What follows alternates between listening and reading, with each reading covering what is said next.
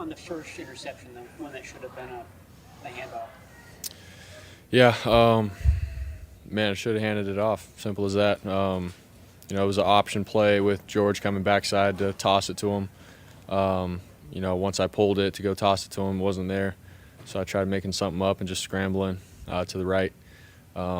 At that point, I got to know that the linemen are downfield, and I just got to try to get what I can get. But to throw the ball in itself would be a penalty, and I got to be better. So I saw Elijah in the corner of the end zone, tried making something happen there, but regardless, it would have been a penalty, so that's on me. Brock, you only cleared protocol yesterday. How did you feel? Did you feel like you were 100% or as mentally sharp? Yeah, no, I felt 100%.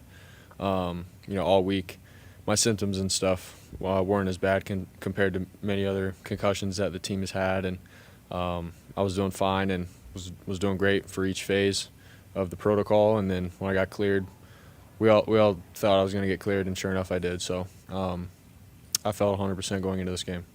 The game, it looked like you took a pretty hard hit. Your head hit the turf pretty hard. Did that feel anything? No, yeah. It was just the typical whiplash of a play like that, Head goes back, hits the ground.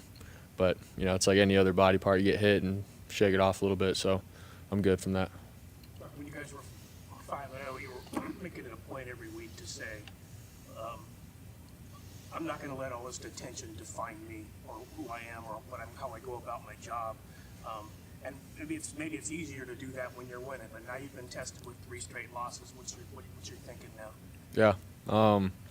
Obviously, I want to be better, for this team, for this organization, just taking care of the ball in some crucial parts of the games. That's the NFL, man. It comes down to it. You're not going to just blow teams out every week. You take care of the ball, and you got to play good team football. And, that's where I'm at with that. But in terms of, you have 3 losses, and as a quarterback, you take a lot. I take that on myself, where I could be better for this team and helping us win. But man, like who I am and what I stand for, that doesn't change. Everyone can say what they want, but I know who I am as a person, and my faith, my relationship with God is the most important, and I'm going to continue to rely on that. It's got me to this point in my life, and I'll always be with God and stand firm with God. So I know He'll take care of me regardless. So.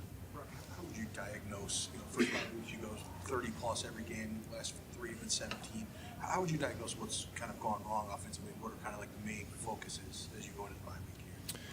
Yeah, I mean, it's just finishing drives. We'll get the ball moving and we'll start rolling, get first downs, and then there's just some third downs that we got to convert and be better at.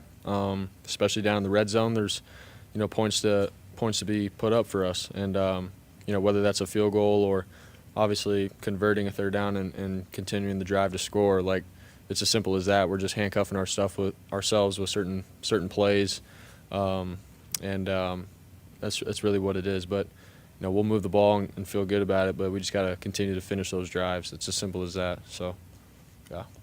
How about the absences of Devo and Trent factor in this lack of protection by the offense? Honestly, I think the O-line has done a great job.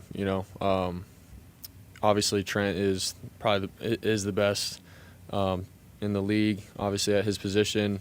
So yeah, of course we want Trent out there. Debo as well for how explosive he is. But there's still plays out there to be made, and we're still moving the ball. This offense is good. The players that we have in it is good. To have those guys back would be great. Obviously, they're really good, and we love playing with them, and they bring just a juice and energy to the offense that we need for sure. But yeah, simple as that. How do you balance playing free but also pressing in those late game situations where you've had some of those turnovers?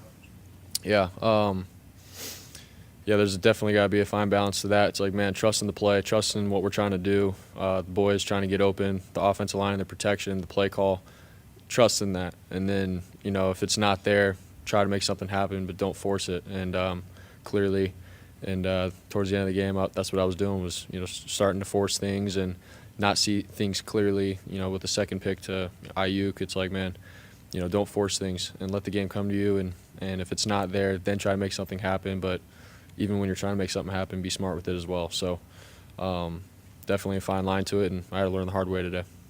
How do you view having the bye week now? Say that again. How do you view having a bye week now with the timing of it? Yeah, I mean, obviously going into the bye week, it's like, man, you want to win, have some momentum created for the second half of the season. You know, to have a loss like that, you know, it hurts. You know, now we have to wait 14 days to play our next game for our next shot, our next opportunity, and it hurts. We have a bad taste in our mouth.